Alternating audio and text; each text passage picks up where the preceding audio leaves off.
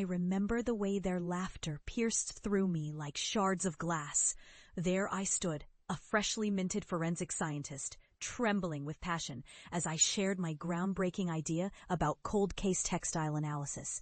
It was supposed to change everything, but instead the derision poured forth like a torrential downpour.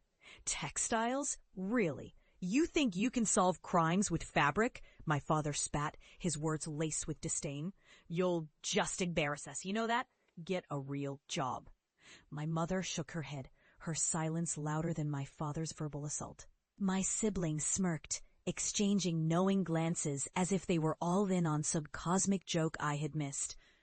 They didn't see the years of relentless study, the late nights spent poring over forensic journals, or the sacrifices I had made to even get to that moment. All they saw was a ridiculous dream, a misguided ambition that would lead to my failure. But that painful dismissal ignited a fire within me. I vowed to prove them wrong. I abandoned the warmth of family ties for the cold embrace of solitude. I poured every ounce of my being into that ridiculous dream, armed only with a threadbare determination and a sense of purpose that carried me through sleepless nights and endless research. Years passed, each day a relentless pursuit of knowledge and validation.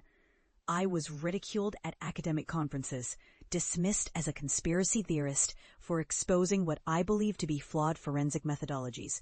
But with each mockery, my resolve strengthened. I turned my focus to cold case textile analysis, finding a unique niche in the world of forensic science, one that would one day unravel the threads of injustice woven into our society.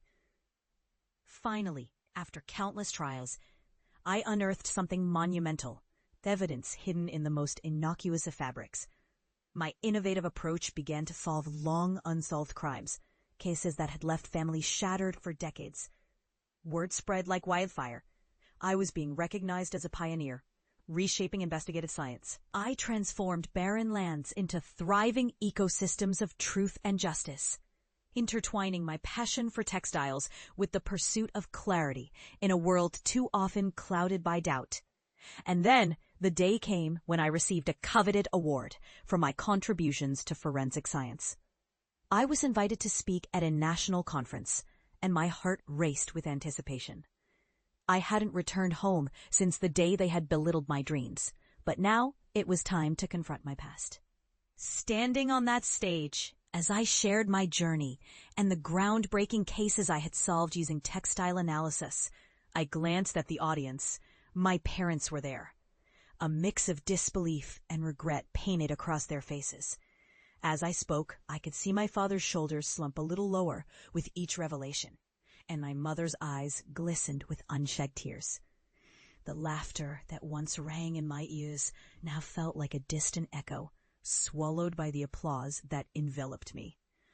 But this was not just a celebration of my success. It was a reckoning. After the presentation, I descended from the stage and approached my family. Their smiles felt forced, awkward in the face of everything they had once said. I could sense the tension in the air, thick enough to choke on. "Can we talk?" I asked, my voice steady but tinged with emotion. They nodded, and we moved to a quieter corner away from curious ears. "I know you're proud of what I've accomplished," I began, "but I want you to understand the journey it took to get here." Each laugh, each dismissal, those words cut deep. "I was an embarrassment," he said. "Did you ever think that maybe I was fighting for something bigger than myself?" My father shifted uncomfortably, his face reddening. "We didn't mean it like that, honey," he stammered. "We just wanted what was best for you." I took a deep breath, the weight of the past pressing against my chest. Best for me or best for you? I paused, letting the silence stretch between us. I had to learn to believe in myself, to trust my instincts. I had to tread a path that was mine alone, one that you all thought was ridiculous. But it wasn't. It was everything. My mother stepped forward, her voice shaky. "I'm so sorry, dear. I wish we had believed in you." Tears streamed down her face, and I could see the remorse etched into her features. "We didn't see your vision." A heavy silence settled between us, but this time it wasn't filled with derision. It was steeped in understanding. "It's okay," I whispered, the tension easing a bit. "You know, it's not just about proving you wrong. It's about understanding that dreams, no matter how ridiculous they might seem, can inspire change. They can ignite hope in the darkness." With a newfound resolution, I realized that this moment was not just about my journey, but about reconciliation, about turning the bitter into the sweet. As I embraced my family, I felt the weight of resentment lift, replaced by the possibility of fresh beginnings. As I walked away from that encounter, I understood something monumental. True success isn't measured by accolades or recognition. It's about the journey, the resilience, and the capacity to forgive, not just others, but ourselves. I had transformed barren lands into thriving ecosystems of justice, and in doing so, I had reshaped my family's understanding of dreams.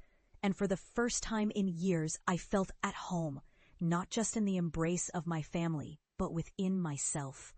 The laughter that once stung now resonated differently, a reminder of how far I had come and how dreams, no matter how outrageous, could take root and grow into something beautiful.